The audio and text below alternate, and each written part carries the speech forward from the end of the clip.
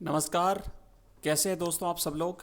देखो, आपकी परीक्षा बिल्कुल नज़दीक है और परीक्षा से पहले प्रीवियस ईयर्स के जो पेपर्स हैं उसका सॉल्यूशन आपको बहुत हेल्प करता है। जिन बच्चों ने जो टॉपर्स रहे हैं ना, उनसे आप पूछना उनकी स्ट्रेटेजी क्या होती है कि वो पुराने 2-3 साल 4 साल 5 साल के पेपर्स जरूर हल करते हैं।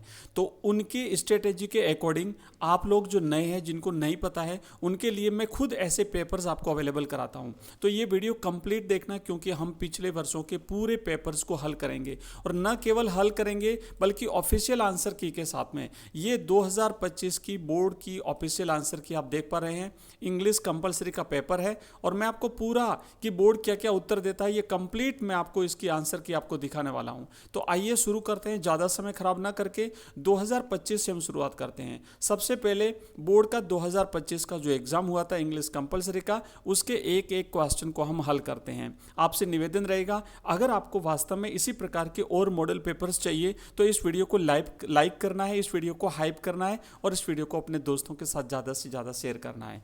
देखो दोस्तों, पहला जो प्रश्न है वो आता है आपका, read the following passage carefully and answer the questions that follows. अब इस पूरे पैसेज को अभी हम पढ़ेंगे नहीं, हम केवल, चूंकि मैं आपको आंसर की दिखा रहा हूं तो प्रश्नों की सीधा प्रश्नों पर चलेंगे और आंसर कैसे लिखना है। छोटे छोटे प्रश्न, चूंकि एक एक नंबर के प्रश्न होते हैं और पहला जो अनसीन पैसेज होता है वो टोटल 9 नंबर का आता है।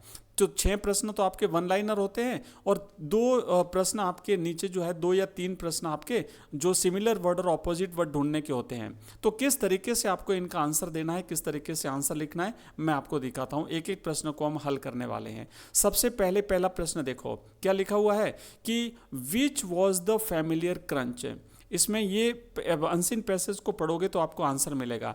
और एक बात और बता दूं कि कई बच्चों को ये नहीं पता कि सर अनसीन पैसेज हल कैसे करते हैं, क्योंकि अनसीन पैसेज को हल करने की ट्रिक होती है। डायरेक्ट आप अगर पैसेज पढ़ोगे, उसके बाद प्रश्न पढ़ोगे, फिर उसका आंसर वापस पैसेज में ढूंढोगे, तो आप समझ लो इतना बड़ा पैसेज होता है ना, आपका आधा से पौन घंटा 1 घंटा तो पैसेज में खराब हो जाएगा। तो मैं आपको ये सलाह देना चाहूँगा कि आप पहले पैसेज न पढ़ें बल्कि पहले सीधा प्रश्न पढ़ें। पहले जितने भी प्रश्न हैं एक बार प्रश्न पढ़ लें, उसके बाद जैसे जैसे पैसेज पढ़ते जाएंगे आपको प्रश्नों के आंसर मिलते जाएंगे। तो इस तरीके से फर्स्ट राउंड में आपके कम से कम 4-5-6 प्रश्न हो जाएंगे 9 में से। फिर 2-3 जो बचेंगे ना उसको लास्ट में करना है। टाइम खराब नहीं करना है, आगे बढ़ना है आपको। पहले पूरा पेपर हल कर लें, फिर जैसे जैसे आपके पास टाइम बचे उसके बाद छूटे छूटे हुए प्रश्नों को आप बाद में सेकंड राउंड में करना है। तो देखो पहला प्रश्न, उसका आंसर यहां पर बोर्ड ने क्या बताया है। यहां पर आंसर बोर्ड ने देखो साफ लिखा हुआ आपके सामने ये है कि the familiar crunch of the bus rolling in through the gates. 1 number का सवाल है, अगर आप राइट करोगे तो पूरा 1 नंबर मिल जाएगा। दूसरा प्रश्न बताता हूँ आपको, ये पैसेज मैं आपको पेपर और इसकी आंसर की दोनों जो व्हाट्सएप ग्रुप और टेलीग्राम चैनल है वहाँ पर अवेलेबल करा दूंगा। आप वहाँ से देख लेना, पैसेज पढ़ लेना, तो आपको प्रश्न समझ में आ जाएंगे। अगला क्वेश्चन है कि who jumped out from the bus, कि बस से बाहर किसने जंप किया था। तो बच्चों ऑप्शन लिखा हुआ है कि द स्टूडेंट्स यानी boys broke up and jumped out, वो वहां से खड़े हुए और उन्होंने बाहर जंप कर दिया था। इस प्रकार आंसर लिखना है आपको, है ना। पूरा आंसर मत लिखिए, ऐसे छोटे छोटे आंसर लिखिए ताकि कम से कम समय में ज़्यादा से ज़्यादा पेपर आप कवर कर सको। अब कई बच्चे ऐसे होते हैं जिनका पेपर छूट जाता है, टाइम उनका कम पड़ जाता है, पहले दिन एग्जाम में जाते हैं तो एग्जाम में टाइम मैनेजमेंट नहीं कर पाते हैं। ज़्यादा लिखने की कोशिश में अच्छे प्रश्न जो है वो पीछे वाले प्रश्न, छोटे छोटे प्रश्न छूट जाते हैं। तो ध्यान देना है कि कम से कम शब्दों में इस तरीके से सीधा आंसर आपको लिखना है। अगर इतना सा भी लिख देते हो तो आपको पूरे में से पूरे नंबर मिलेंगे, यानी 1 में से 1 नंबर मिलेगा। तीसरा प्रश्न क्या देखो कि why did Sunday seem happier to everyone, सभी को संडे अच्छा क्यों लगा। तो because the next day is Sunday holiday, यहाँ पर हॉलीडे था इसलिए सभी को वो दिन अच्छा लगा था। नेक्स्ट क्वेश्चन क्या है, who used to be free on Saturdays, Saturday को कौन फ्री हुआ करता था। तो आंसर है the narrator and his mother, Saturday को फ्री हुआ करते थे। मतलब पूरा आंसर ना लिखना है, सिर्फ शॉर्ट में जितना पूछा है ना उतना आपको आंसर लिखना है, कम से कम शब्दों में उत्तर लिखना है। नेक्स्ट प्रश्न है बच्चों, what did Peter say, Peter क्या कहता है, वो कहता है hey Whisky let's have a plantain, है ना। ये आंसर आपको इस तरीके से लिखना है। अगला क्वेश्चन है कि about whom did the narrator state in his passage, in this passage में किसके बारे में बात करता है? About the narrator himself a student, वो अपने खुद के बारे में बात करता है। उसके बाद देखो अब यहाँ पे found out a word from the passage which is opposite in meaning, इसका ऑपोजिट क्या है? जैसे यस्टरडे, तो यस्टरडे का ऑपोजिट क्या है? तो अब ऑपोजिट ढूंढने के लिए बच्चों एक तो आपके पास वर्ड पावर होना चाहिए, एक बात। तो दूसरा टेक्निक क्या होती है कि आपको जहाँ जहाँ ना किसी वर्ड को जैसे कॉमा लगा हुआ है या फिर मेन जो पॉइंट्स होते हैं, की पॉइंट्स जो होते हैं, उन पर आपको ध्यान देना पड़ेगा, तभी आप इनको ढूंढ पाओगे। मैं अलग से जो अनसीन पैसेज की क्लास लूंगा उसमें आपको टेक्निक बताऊंगा किस तरीके से आपको सिमिलर वर्ड और ऑपोजिट वर्ड ढूंढने हैं। तो अभी इसका जो आंसर है वो है मोरो, है ना, यस्टरडे का मोरो। नेक्स्ट अगला क्वेश्चन क्या है कि आपको क्या करना है, इसमें से सिमिलर ढूंढना है। बनाना, तो बनाना का सिमिलर आंसर की में क्या लिखा हुआ है? प्लांटेन, मिला था ना, हमने किया था उसका। प्राइमरीली का अब देखो यहाँ पे क्या लिखा हुआ? मेनली। तो इस तरीके से आपको ये पैसेज में जो प्रश्न होते हैं इनका आंसर ऐसे लिखना है, अगर आप ऐसे लिखते हो, क्योंकि बोर्ड खुद ऐसा कहता है कि भाई अगर बच्चों ने इस तरीके से आंसर लिखा है तो उनको 9 में से 9 नंबर देने हैं। तो इस तरीके से आपको पहले पैसेज में मिलेंगे पूरे 9 नंबर। इसी तरीके से अपना दूसरा पैसेज देखो, दूसरे पैसेज में आगे बढ़ेंगे तो दूसरा पैसेज भी उतना ही बड़ा होता है लेकिन पहले से थोड़ा छोटा होता है। पैसेज फिर मैं वापस बता देता हूँ, नहीं पढ़ना है, पहले आपको प्रश्न पढ़ने हैं। पहला प्रश्न पढ़ेंगे, which is one of the greatest resources of Mankind, कि मनुष्य जाति का सबसे बड़ा स्रोत क्या है, रिसोर्स क्या है? तो हैबिट ऑफ रीडिंग, ये पहले प्रश्न का आंसर हो गया। कितना सिंपल सा, कम से कम शब्दों का यूज करते हुए बच्चों आंसर लिखना है। दूसरा, what thing is like a guest in the house, तो इसका आंसर है अ बोरोड बुक। अगला क्वेश्चन है कि how is it good to mark the favourite passage, तो राइट आंसर है it enables to remember significant sayings and refer quickly. अगला question है what is the best of mural decorations, तो right answer है इसका books. तो इस तरीके से आपको एक एक करके इन सारे प्रश्नों को करना है। ये आंसर की और ये पेपर मैं आपको अवेलेबल करा दूंगा, कंप्लीट पैसेज आप लोग पढ़ लेना।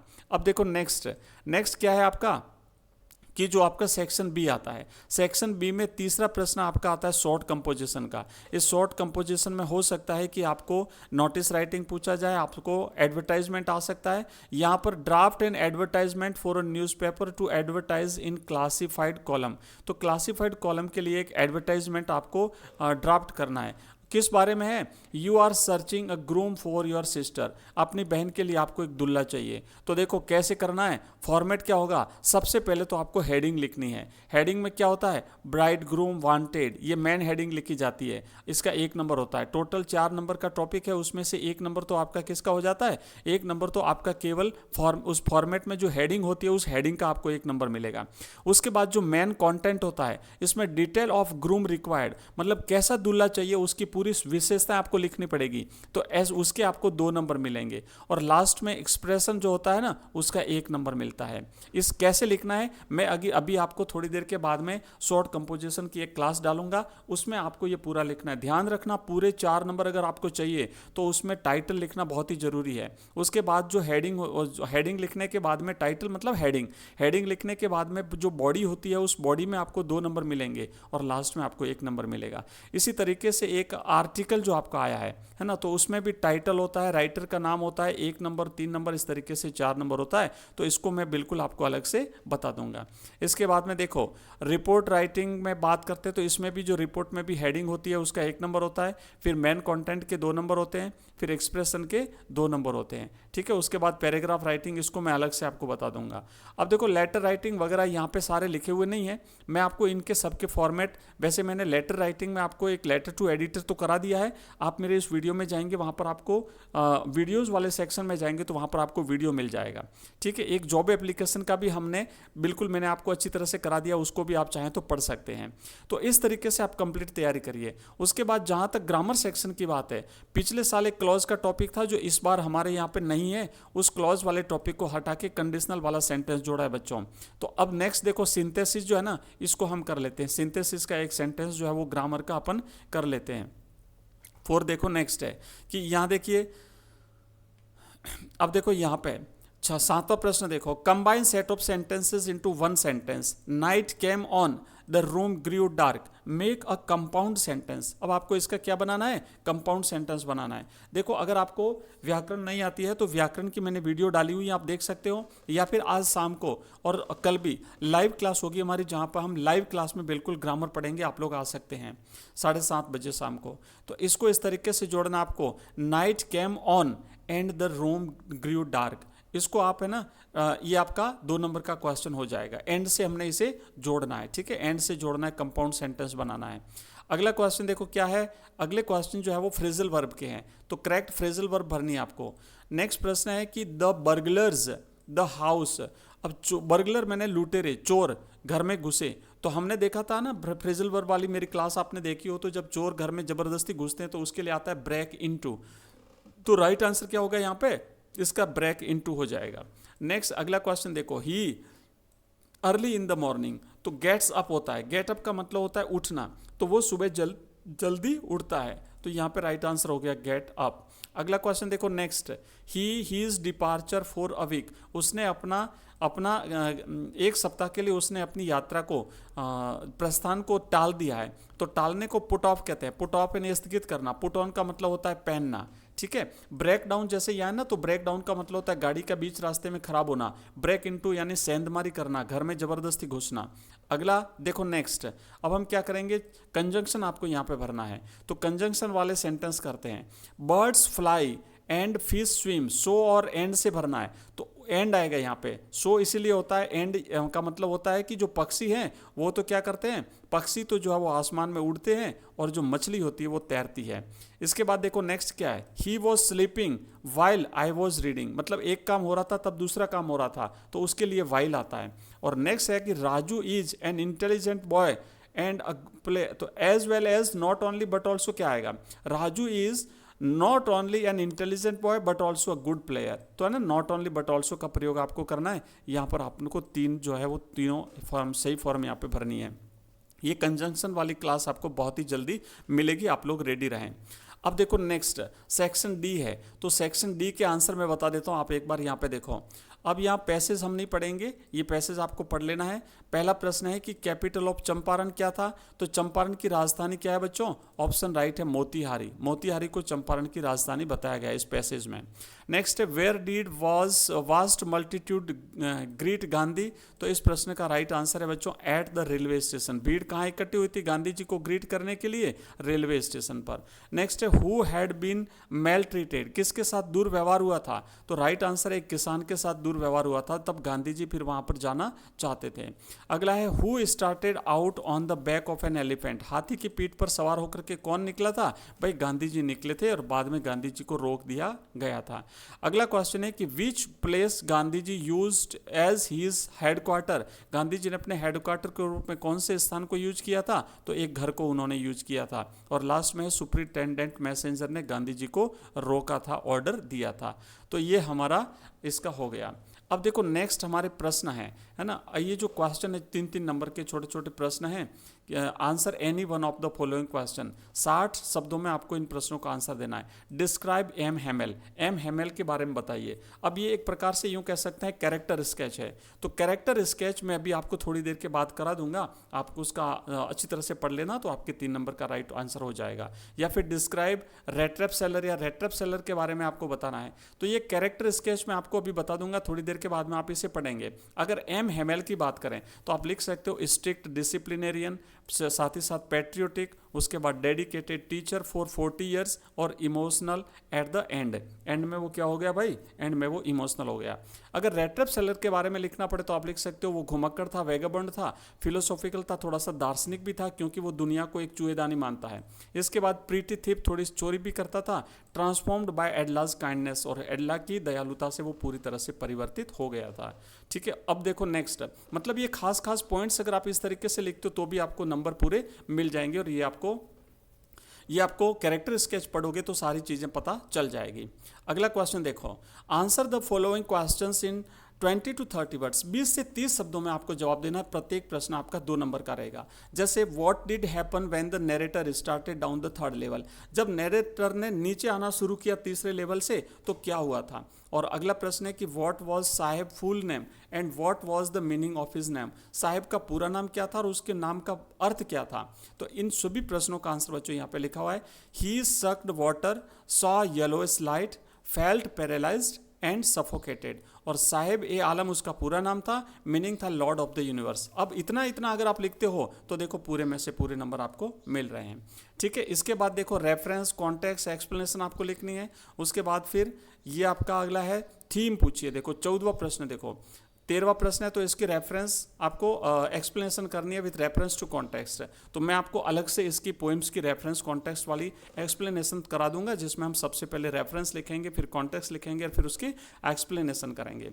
देखो एक प्रश्न आया है, answer the following question in about 60 words, right the theme of the poem my mother eight 66। My mother eight 66 की या तो आपको थीम लिखनी है या फिर आपको क्या लिखना है, right the theme of the poem और रोड साइड स्टैंड। वैसे मैंने आपको सभी पोइम्स की थीम करा दी है, सभी पोइम्स का सेंट्रल आइडिया भी करा दिया है। हालांकि यहाँ पे थीम हम 60 शब्दों में आपको लिखनी, आप लिख सकते हो। एक काम करें, इसमें आपको है ना जो सेंट्रल आइडिया मैंने आपको दिया है वो सेंट्रल आइडिया आप यहाँ पे लिख सकते हैं। थीम तो वैसे 2 से 3 शब्दों की होती है, लेकिन आप सेंट्रल आइडिया अगर यहाँ पे लिखते हैं तो निश्चित रूप से आपका पूरा प्रश्न जो है वो सॉल्व हो जाएगा। ठीक है, तो ये आपका एक प्रश्न कवर हो जाएगा। मैंने आपको अच्छी तरह से वीडियो आपको थीम के और जो सेंट्रल आइडिया के जो वीडियोज़ हैं वो आपको मिल जाएंगे। अब इस क्लास में इतना ही, बाकी के जो प्रश्न हैं वो मैं आपको नेक्स्ट क्लास में कराऊंगा सारे के सारे। ठीक है, अब देखो नेक्स्ट थोड़ा सा मैं यहाँ पे बता देता हूँ। जैसे list the things of beauty mention in the poem, इस पोइम में कौन कौन से ऐसी चीज़ों का वर्णन हुआ है जो ब्यूटी को दर्शाते हैं। तो प्रकृति की बहुत सारी चीज़ें, जैसे सन है, मून है, ट्रीज़ हैं, बहुत सारी चीज़ों का वर्णन हुआ है जो मैंने आपको अ थिंग ऑफ ब्यूटी वाला जो चैप्टर करवाया है उसमें हमने जो इसकी सेंट्रल आइडिया जो इसका देखा है वो उसको आप यहाँ पे लिख सकते हो।